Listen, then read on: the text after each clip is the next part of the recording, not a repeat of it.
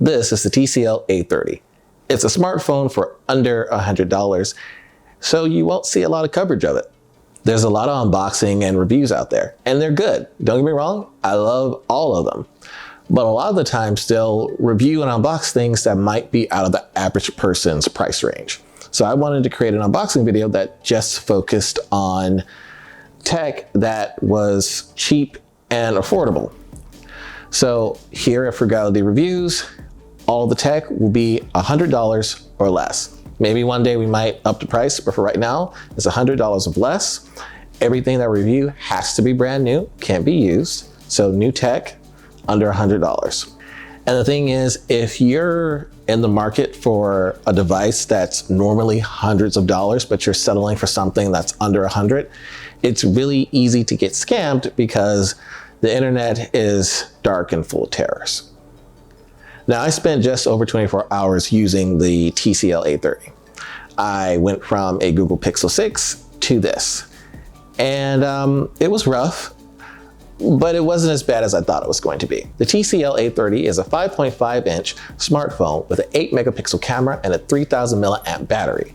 Check this out. The back actually comes off and you can replace your battery. A little blast from the past. I got a little bit of a nostalgic chuckle when I took this off. And it has a headphone jack, which I utilized. And I gotta tell you, I missed having a headphone jack, even though shortly after using it, I did remember that cords are annoying. You're able to utilize all your essential apps on the phone. Facebook, Twitter, Instagram, emails. It even plays Pokemon Go reasonably well. There's a long load time to start the game, but after it's loaded, it plays pretty well. The phone's design is okay for the most part, but it does have this really annoying thing where the power button is under the volume rocker. And that feels like a design that's there just to be different. I can't tell you how many times like trying to turn the volume down, I accidentally like put the phone on standby because I hit the power button. But eventually I did get used to it. Something else that I had to get used to is that, again, we have to set our expectations. This isn't a Pixel 6. It's not going to be as fast. There's always this slight delay with everything that you do. Open an app, there's a slight delay. Swipe a video on TikTok, slight delay. Actually, the only app that didn't do that, surprisingly enough, was Pokemon Go. After it loaded up, it was pretty snappy. Don't know why. The phone also has face unlock, which I don't know how they put that in such a cheap phone, but despite the fact that the face unlock works reasonably well, even in low light, considering the price, I wouldn't trust it. Just stick with the pen. Now, the real problems with the phone where you're really gonna feel that budget is the camera. The back-facing camera, 8 megapixels, everything always seems blurry and out of focus, even if you stand there and try to hold the phone as still as possible.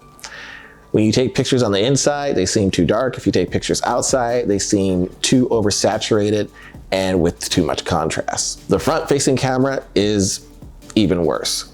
Taking videos with this phone is like taking videos with a potato. It's grainy, it's not that great. But again, this is a smartphone that's under $100. You kind of have to set your expectations. The other complaint with the phone is the screen and the battery life. Though technically you can get away with a full 24 hours without having to charge this phone, the screen is so dark that you're gonna have to have it on full brightness, which is gonna drain the battery a lot faster and you're gonna have to charge it throughout your day.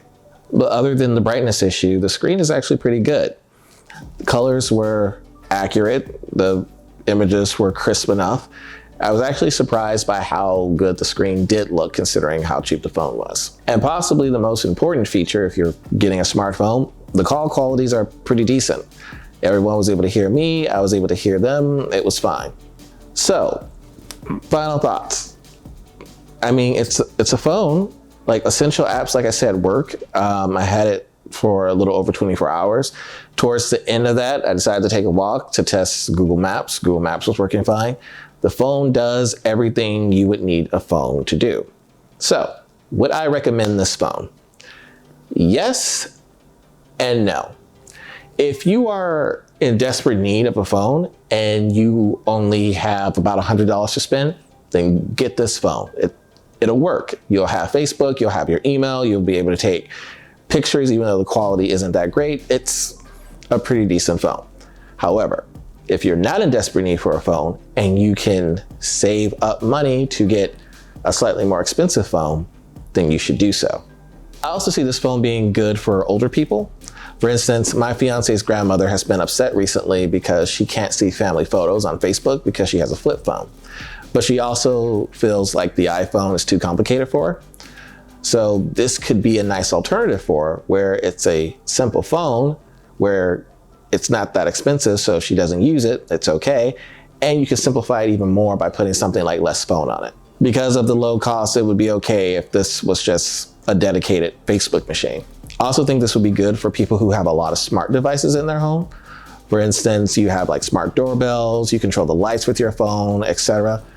But when you have guests over, let's say you have a babysitter, you don't want to necessarily add them to your home group. So you can just have this phone in the house and they can use it while they're there. I also guess this could be useful for dumb kids who you don't trust with a more expensive phone. So you give them something like cheap.